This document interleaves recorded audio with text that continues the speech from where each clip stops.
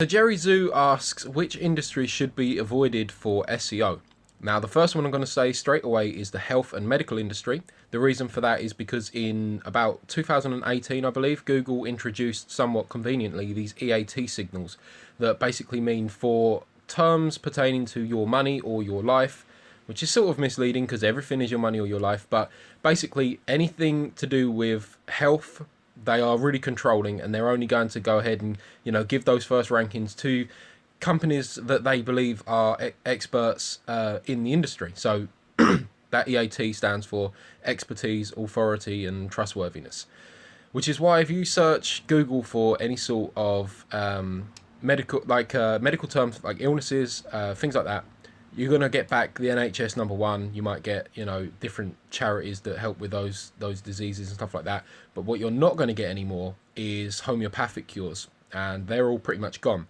Now, the way you can get those, by the way, is if you use DuckDuckGo, you can find different alternative therapies and stuff, but you're not going to get them on Google, based on the fact that they've become very, very strict. And maybe this is a good thing.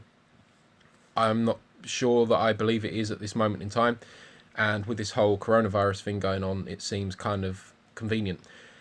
Anyway, that's why I would avoid that industry. The second one I would avoid is any industry that has a product or service that doesn't cost very much money. So if you imagine a conservatory company, if you was to get them a lead and it turned into a sale, that conservatory company is going to make a few £1,000s off of that. So it doesn't really take many leads before your work starts paying for itself.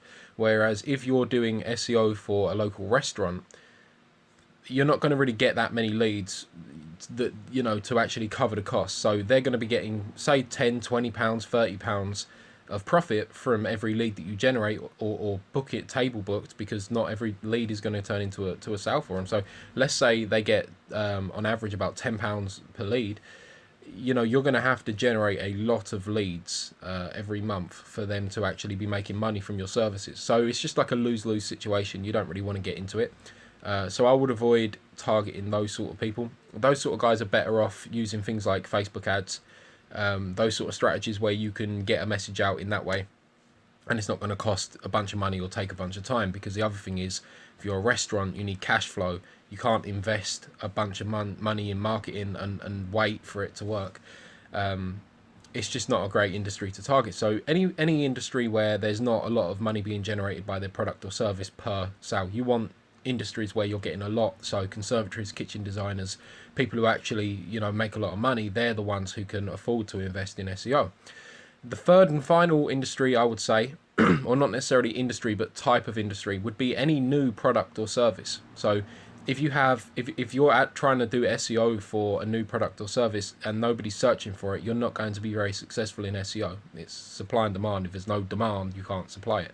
So when you think about it like this, though, there are opportunities. You can actually get rankings for keywords that are related to it, and then you can move people in that direction. So for example, if the new product or service solves a problem that people commonly search for, and you can find these problems in using Answer the Public for free, or using Ahrefs and putting in a phrase match keyword and clicking on questions, if the product or service solves one of those questions, then you could do content marketing, which is part of SEO, and build out an article that explains exactly how, answering the question. So whatever the question is, it's very hard for me to think of an example, but let's use skateboard wheels. Let's say that I'm not a skateboarder. I've done it once, and that was not for me.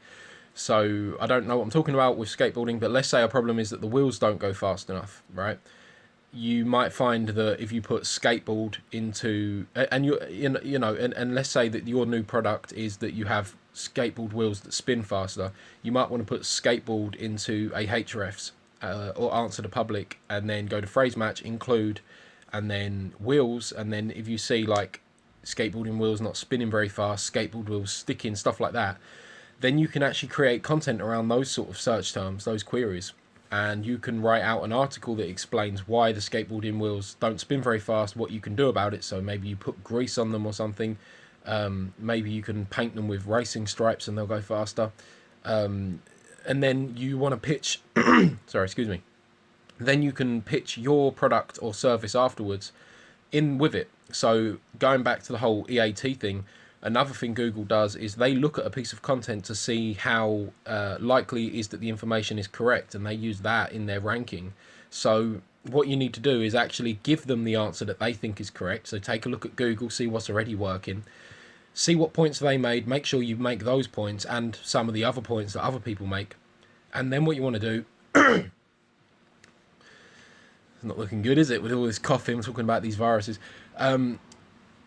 Then what you want to do after that is you want to, so make sure that you include all of those different ones, and then that are said across the board, so all the ones that Google already has shown you they believe is true. I know this sounds crazy, but this is what you got to do nowadays.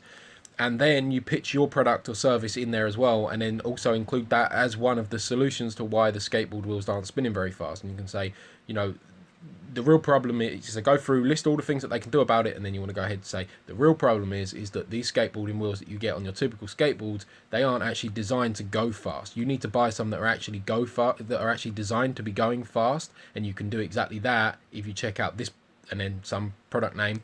You know, these ones are actually been designed, and then whatever facts that you've got and the different benefits that they bring.